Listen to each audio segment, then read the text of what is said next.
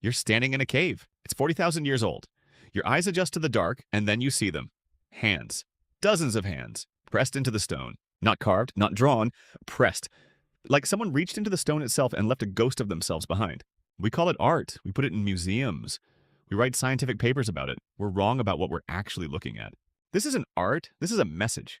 And we've been reading it wrong for 100 years. Let's start with the obvious question. Why would someone press their hand into a cave wall? The obvious answer, to leave a mark, to be remembered, is correct. But the reason underneath that reason is darker, colder, and tells you something essential about what it meant to be human 40,000 years ago. Your group is your life. Lose your group, you die. Being separated from the group was literally the most dangerous thing that could happen to you. But people died.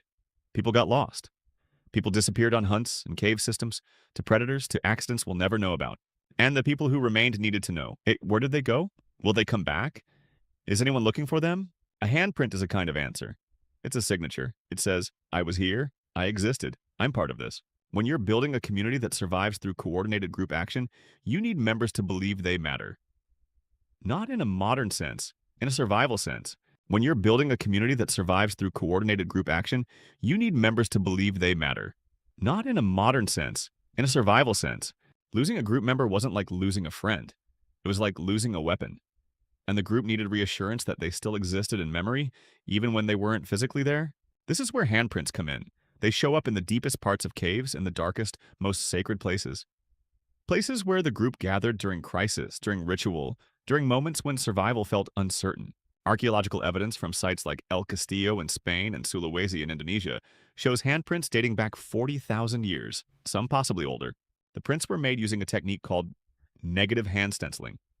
You place your hand against the rock, and someone sprays pigment, ochre, charcoal, clay, from their mouth around your palm. What that means is this. Someone was standing behind you, breathing this pigment, watching you press your hand into the stone. It was a ritual. It was witnessed. You were saying, I'm here. I was here, and I had someone who saw me do it. I matter enough to be remembered. The person spraying the pigment was saying, I acknowledge you. You're part of my survival. Your existence has weight. And then they left the cave. They went back to hunting, surviving, managing the constant threat of starvation and predation. But the hand remained, for years, maybe decades, visible to whoever came to that cave next. Your descendant, your relative, your replacement in the group's hunting pattern. And what they saw when they looked at that hand was survival information. Proof that the group persists. Proof that people before them survived long enough to leave a mark. Proof that it was possible. This is cultural transmission without language. Without writing, without any mechanism we typically think of as memory storage. But it's transmitting crucial information. The group persists. Survival is possible. You are not the first to face this. You will not be the last. Here's where it gets stranger. DNA analysis of pigment residue from handprints revealed something unexpected. The most shocking fact? Most of the handprints don't belong to adults. They're children's hands, infants, kids, teenagers, all leaving their mark. Which means the ritual wasn't just about the individual. It was about integrating children into group identity. Saying to the young, you belong, you matter, you're part of the survival machine. Every handprint is a socialization event. A moment when a young human was being told, you are not an individual. You are part of something larger than yourself. And that's not a limitation. That's your survival. The prints show hands at different ages, infants, children, teenagers, adults, elderly. An entire life represented in stone.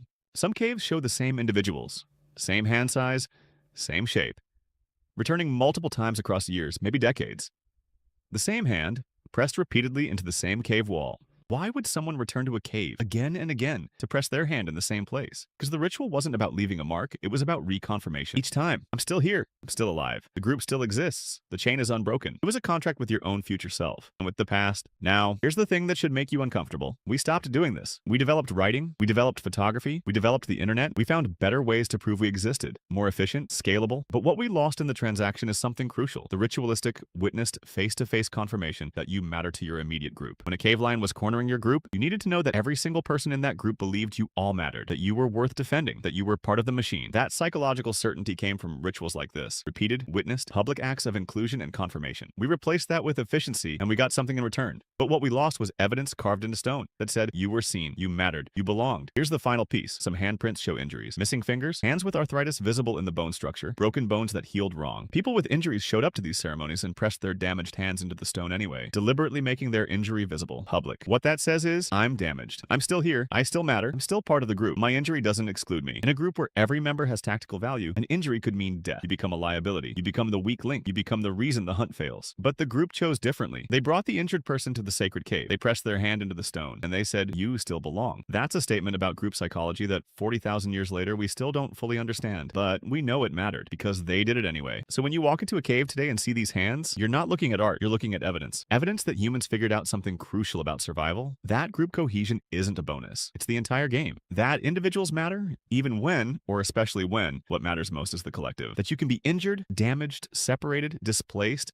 and still be worth including, still be worth remembering, still matter enough to spend energy pressing your hand into a cave wall in the dark. And that permanence, the need to leave a mark that will last, that's not ego, that's not vanity, that's the deepest survival instinct of all, the need to know you were part of something that continues. Now, here's where you come in. You're sitting in a modern cave right now, a room with walls, a home, a place of safety, and you have this overwhelming urge to prove you existed, to leave a mark, to be remembered by people who matter to you. You take a photo, you post it online, you get likes, you feel, for a moment, seen, but that feeling doesn't stick the way the handprint stuck, because nobody stood behind you and watched you do it. Nobody said with their presence, with their attention, with their witness, you matter. We replaced the ritual with the algorithm, and what we got was efficiency. What we lost was the sacred part. So here's my question for you. When's the last time someone pressed your hand into something permanent, together with you, in the presence of your group and said, you belong? When's the last time you did that for someone else? Because that act, that simple, ancient act, is still how humans tell each other they matter. 40,000 years ago, someone pressed their hand into a cave, and someone stood behind them and made it permanent. And we're still finding those hands. Still seeing the mark, still understanding the message. That's not art, that's immortality, and it's still available to you. You just have to find your cave, your group,